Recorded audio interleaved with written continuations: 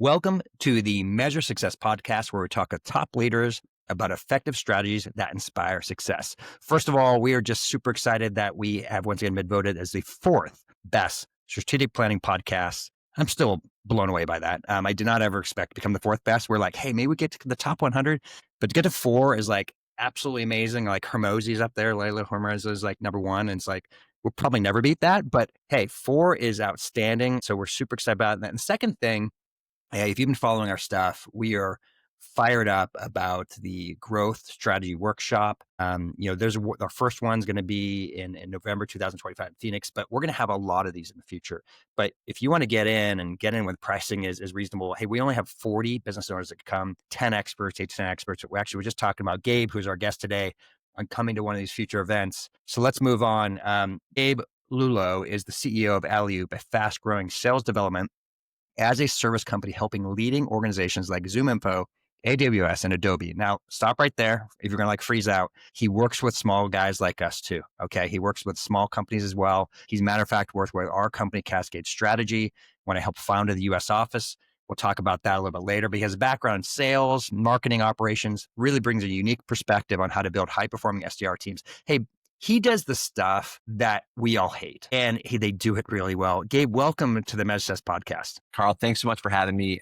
By the way, your show is awesome, and I'm glad to hear it's number 4, and congratulations on the success. I remember when we first met years ago at Cascade, it was just a great, synergy, and we've been fans along the way. And thanks so much for having me, man. We're big fans of yours. I appreciate it. Hey, no, thank you. And it is, I'm just going to, forgive me, and we're just going to go to the shout out here briefly. So I'm going to say this, and this wasn't planned, right? It was funny. For those, we do a little bit of research, but we have like 3 podcasts going, recording just today alone, and I got 7 other meetings. And so it's not like we're spending hours and hours and hours, doing stuff and getting ready.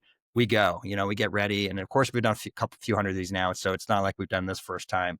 But I do want to shout out your team.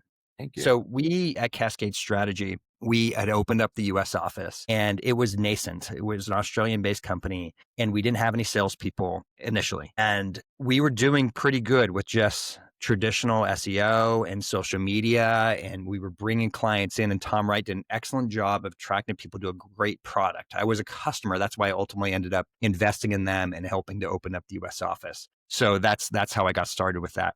But we got that point of like, if you really want to grow and if you really want to get great clients, you have to start going outbound. You have to start connecting with humans. And their team did the stuff that we felt uncomfortable with, which is having those uncomfortable, awkward, you should talk with us conversations, because even though you don't know us, we need to start talking. And what you did is you brought in way more what we needed. Our key performance indicator was if we could get them to a demo. And if we could get them to a demo, we knew what our likelihood of success was. And Gabe, your team helped get us to there. And ultimately, we went from being 5% of the global market to 50% of the global market. And your team was a big part of that success. So first of all, Gabe, thanks for all that effort you put in there. Thank you so much for the shout out. Again, to the audience, this wasn't planned. We both got onto the show like, oh my God, I'm meeting with Carl today. And then we just started hitting it off like, hey, remember those times? And it was great to see that. And yeah, you're right. Everyone is preaching, outbound versus inbound, or email versus phone. And the reality is like, you got to do it all. But to not do outbound is you're just doing yourself a disservice. And it's about growth. And you said growth in a way that I just love is, humans connecting with humans. And that's what we do. And it is hard. I got a podcast too called Do Hard Things, because it is literally a difficult thing to do. And yeah, we're really happy about what we did together and excited to talk about it. Thank you. And just once, I guess we're going there because I like to be, once again, very organic and natural with the conversation. Let's just go into, you mentioned before the show, when you were based out of Buffalo, this is pre-COVID, right? Just once again, just for big picture, about 25 people you had on your team there. You weren't the CEO at that point in time. You're part of the management team, of course, and you now have grown to 150. Is that right? That's right. Yeah. So we went from a very small boutique business in Buffalo, and there was limitations, right? When you're only recruiting an office, you're limited, especially in a small town like Buffalo. Now, we were always outsourced and, remote, if you will, to our clients, but we were all in office. So we looked at it and it's like, we want to grow and we want to scale, but we don't want to let the ability to only hire in Buffalo be our option. So we went fully remote. And this is again pre-COVID. It was very specific, determined. We invested in a lot of tech to allow us to do it. And we've grown significantly. Now we're actually the second largest sales development firm out there in the world. We're still going head to head with Memory Blue, but I will tell you we're the largest in the remote space. So we definitely have some of that advantages there. That's amazing. And how cool. And once again, and I love it how you have you work with big companies, but once again, you work with smaller companies too. And one of the things I was really excited about, you said, is you do this half SDR thing. Explain that. Once again, we typically don't talk and try to like sell services. I'm just saying this is really good stuff that they do. And if you are a listener and you have a business and just call it out, your outbound sucks. Okay. And you need to get more leads, like genuine leads, to get in demos, to see your product in these like complex transactions. You need to talk to people like Gabe to help get there. So Gabe, tell us like how you're working with smaller businesses who can try to afford the investment of something like, I can't compete with ZoomInfo or Adobe or AWS. So explain how you're working and help with the smaller guys. Yeah, so we've pulled two massive levers in our programs, and this is the last 3 years, and it is really the big reason why we've accelerated our growth. The first is the fractional side of it, and then the other one is the direct hire side of it. So our approach is when you have a founder-led sales or a solo entrepreneur starting off, we've seen them make mistakes. And the mistake I've seen is that they're hiring VPs of sales day one and they're spending a ton of money in doing it. But what happens is they're expecting their VP of sales to sell. And the problem is VPs of sales don't want to sell. They want to go build a team. And so then the first thing that they decide to do is go spend more money of the founder's money to do so. So we're like, no, don't hire that VP of sales. You're the seller. You're the founder-led sales. Whether you can sell or not, we'll help you. But we need to put meetings in front of you. And so we started approaching that market and we realized maybe they can't afford a full SDR with RevOps, tech, and data. So we've been able to fractionalize it. And admittedly, we have SDRs sitting on two campaigns. They're spending 20 hours on one, 20 hours on the other one for the week. And they're fully enabled. The same enablement and same RevOps and same tools and data that our big enterprise clients get is the same love that these reps are getting. But they're on two different campaigns, and the activity numbers allow for those reps to extraordinarily put a lot of meetings in front of these founder-led sales and small SMB companies. So that's number one. Number two is we have a hiring mechanism now built in. So if they want to actually hire our reps, all of our reps know, all 150 people know that they're hireable.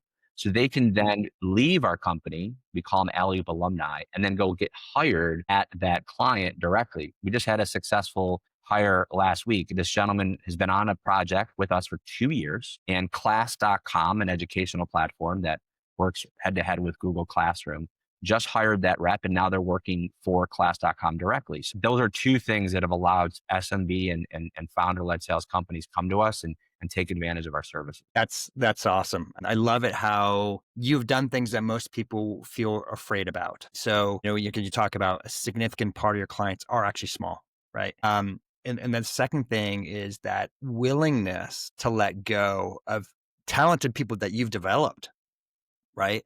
That you've taught them like not only how to be good at it, but also to take the next step of like, yeah, we're going to let you go. I'm kind of curious, inside the boardroom, what were those discussions like of like, no, we're going to let this happen? Well, I'm really happy you asked that. And it is an interesting story because it absolutely did not start on the right foot to get to this level. And I'm going to tell you a really horror story for us. Years ago, what happened was, we had a client and we were blowing everything up. It was awesome. We were a year in. They had an amazing team. We went from 1 rep to 3 reps to 5 reps. And everything was going great. I mean, I'm not a betting man, but if you asked me to bet, will this client renew? I would have given you everything I got. I mean, the answer is 100%. But what happened is those 5 reps didn't show up to work one day.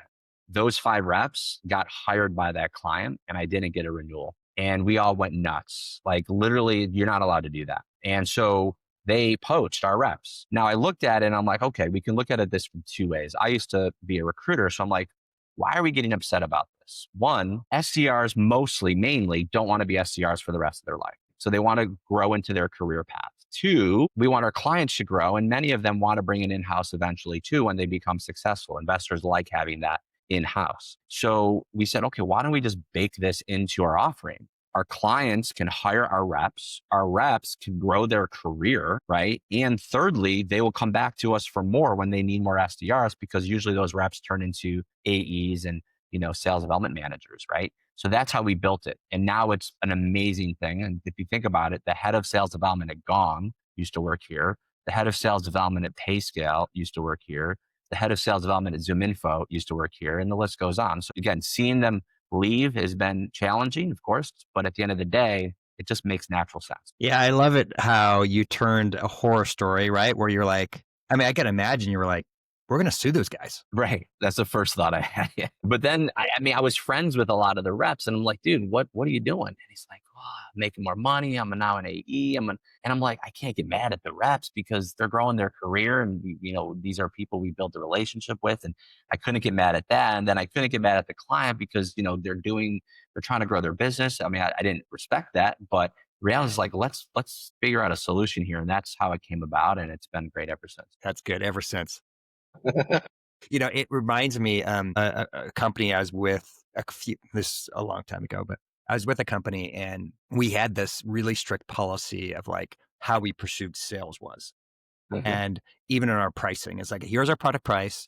And we're going to be very authentic about it. And then here's our installation price. So we had a competitor that sold their product. Actually, they sold the product price higher, but then they discounted the implementation price down to like $50. So it would be like the actual hard cost of doing it, like paying a person to actually put it in. We thought that was blasphemous. We lost the deal. It was like a $500,000 million deal. This was not a small deal. And our CEO, great man, honestly, one of the best people I ever worked for. He was like, you can't do that. You can't do that. You can't, we would try to fight it. We literally did. We went to follow up and commission. But at the end of the day, I had this conversation with our Jerry, and I'm like, Jerry, they were just being smart. They just jiggered the pricing. They're willing to take the implementation at cost and not hurt their product price. They took and just to clarify, cash flow, like, because the guys are a bigger deal than that. We gave them $500 million in free cash flow. Mm-hmm. Are you okay with that? And he was so mad. He was so mad at me. And he even called me a used car salesperson. You're like that, Gabe. Here at Con Bean Counter, he called me a used car salesperson. I tell you what, we changed our ways and we helped on our growth to grow that company 3.5 times. But we had to change our paradigm to how the customer thinks, not how we think. Right. And at the end of the day, that's how we solved that problem. Right? But there was a lot of fighting. So I'm super impressed once again, you got to this next area and getting to there. Okay. So we have to hit to the next and most important part here, which is there's been a lot of change, especially in these last 2 years, 3 years since ChatGPT got released. I don't know about you, but I get more crap than ever before. Right? There's more emails, more things coming in through LinkedIn. There's more comes, and you can tell when they're getting better and better and better.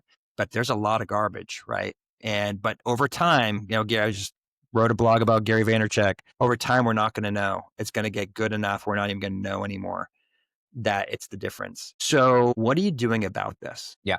So, we love AI. We're not, in a cave somewhere saying, oh, let's just have this blow over. Like, this is here. It's not going away. And it's bigger than it was when marketing automation came out, right? Remember when like Marketo and Pardot came out and everyone was freaking out thinking, oh my God, no one is going to need sales reps anymore because we're just going to email people and everyone's going to sign up for whatever it is we're emailing them for. And a lot of people literally wiped out sales development teams at scale and then just went all in on marketing automation. And then the blowback was it wasn't happening and they rehired all the reps again. I don't think it's like that, but it is kind of like that, like right now in this exact moment. Like we're seeing the AI SDR right now, actual companies called AI SDR, just burning their total addressable market to the point where they're on single digit response rates. And it's just, there's not enough people to email. And so I think it's really a lot of spam happening at this point. But I do believe that Gary is right. It's going to get better and we're going to, adjust. But I think right now in this day and age, this landscape, AI is assisting us versus replacing us. Are we able to do things more effectively? Yeah, I can do research more effectively. I can build lists more effectively. I can write messages more effectively.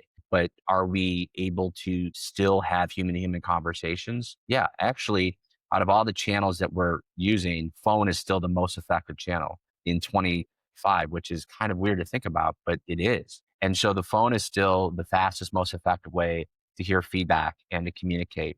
And at the end of the day, companies, founders, sellers, they just want demos. They want what we're doing right now, live conversation. So we're not really looking at it as a cold call, as a essentially just a channel. It's just a pre-demo.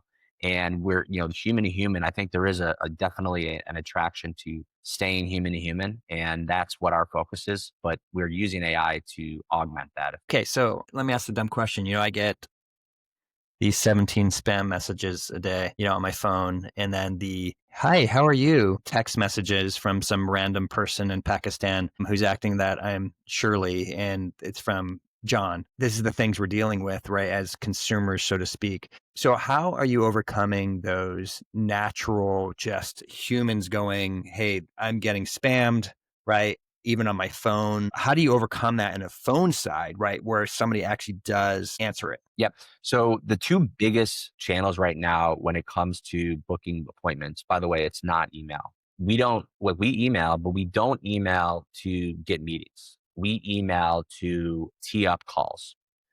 So it'd be like, hey, Carl, left you a message yesterday on your phone. Not sure if email is a better way to connect, but I'll give you a call tomorrow. Like that's our email. And that's an automated email, but it doesn't sound like anything like you would expect. But that gets us to the next call. So when I call you, I say, hey, I dropped you a note. Yeah, I saw that. What's going on? And now we're in a conversation. So the phone is really what we're trying to get across, and we're teeing up all these other channels to get to the call. And so that's how we approach email. With LinkedIn, though, we are doing voice notes and we're doing video notes on LinkedIn. And we've invested actually in a software company to help us do that, not at scale, not AI, not automated, real one-to-one voice notes that are hyper relevant and hyper personal.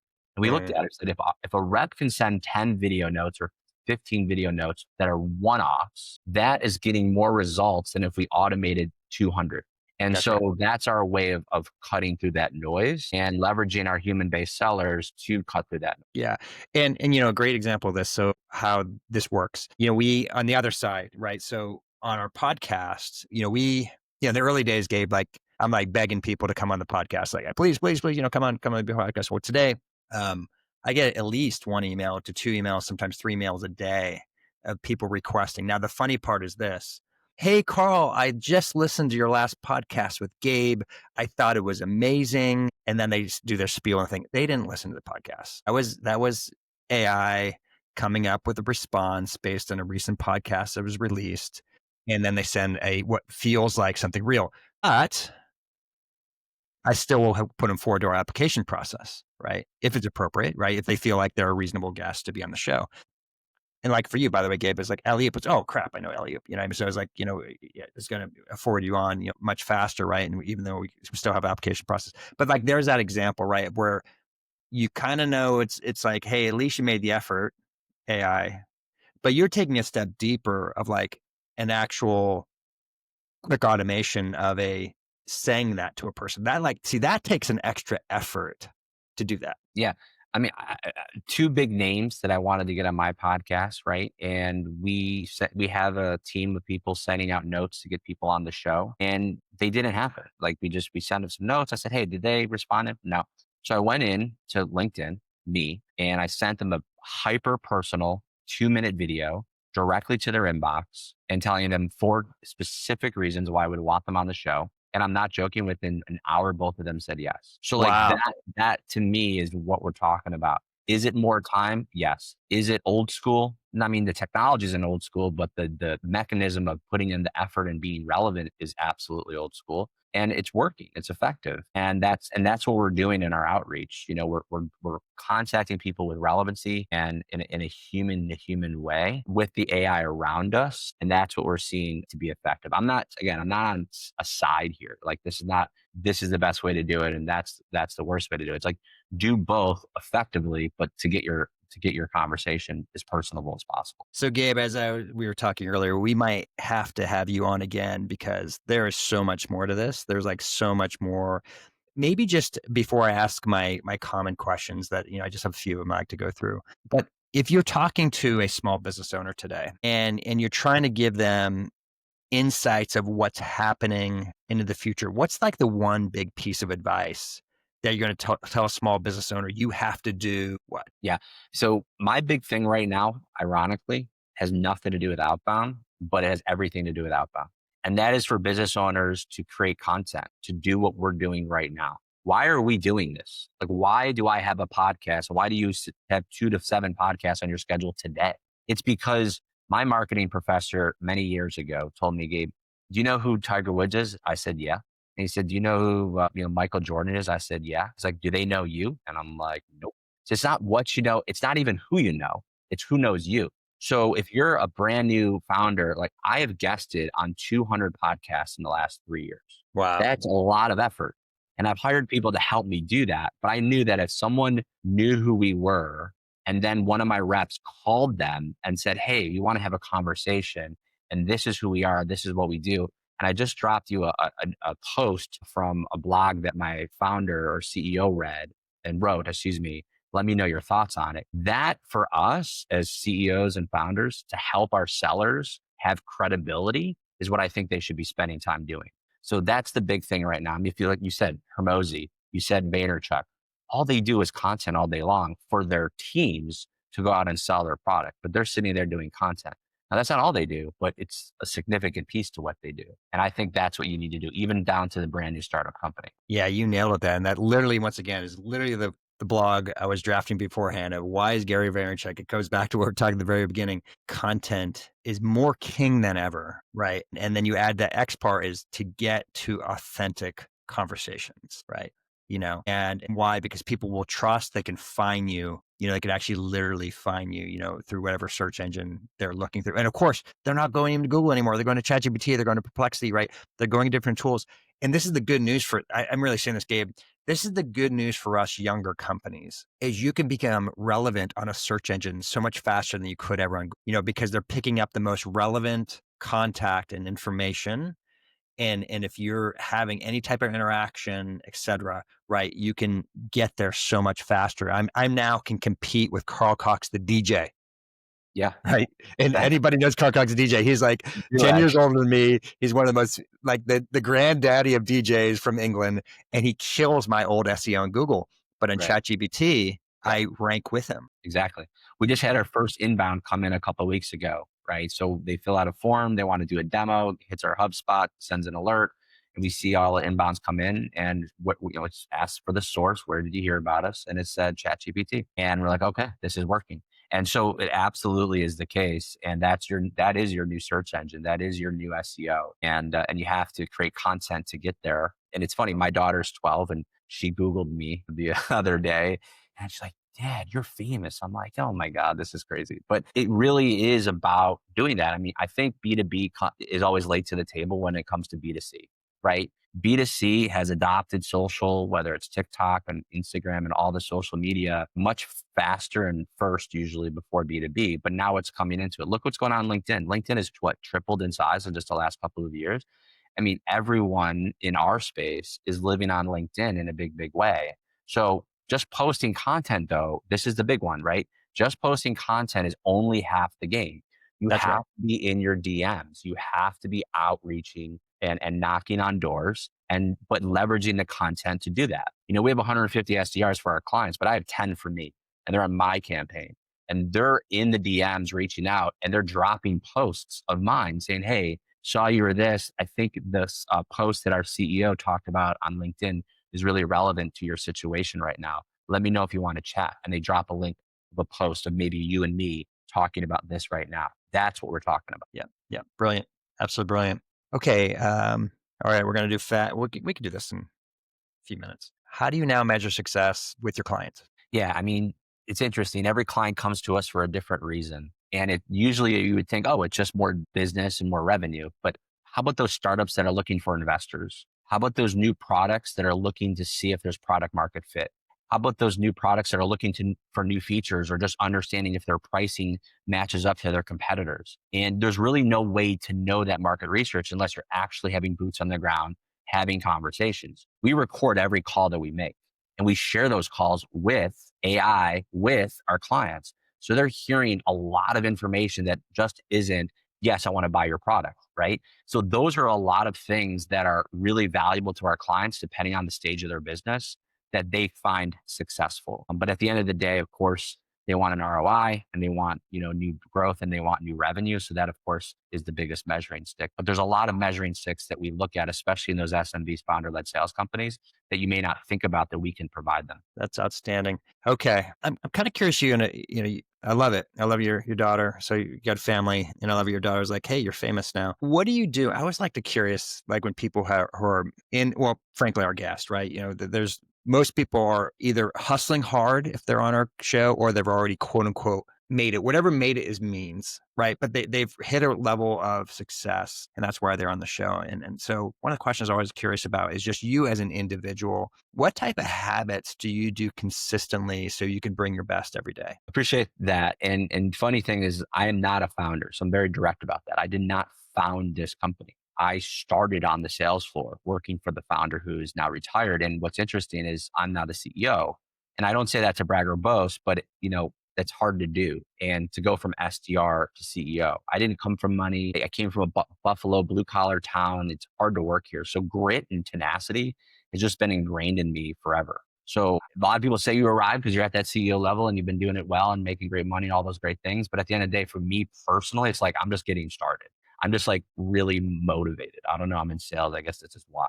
But at the end, I like watching the show. I never heard of the show, The Bear, but it's really great. And there's this line in The Bear. He's like, I'm not in Van Halen because I'm like this, right? I'm like this because I'm in Van Halen, or I think it was the flip of that. But the point is that I just am super motivated. So one of the things I do is I wake up early. I'm always constantly thinking about who the next company is that we can help grow. We're always thinking about ideas. I have a notepad next to my bed. My wife gets to know this now at 3 a.m. She knows that like I'm writing probably because it's an idea. And I have an amazing team around me. At the end of the day, when people say, Gabe, what are you best at? Here's what I know what I'm really bad at. But what I'm good at is finding great people and putting them in a room and getting out of their way. And I think that is the secret to success, is having a great team around you and then getting out of their way. And I think that is what I focus on most of my day. Okay, that's a great input.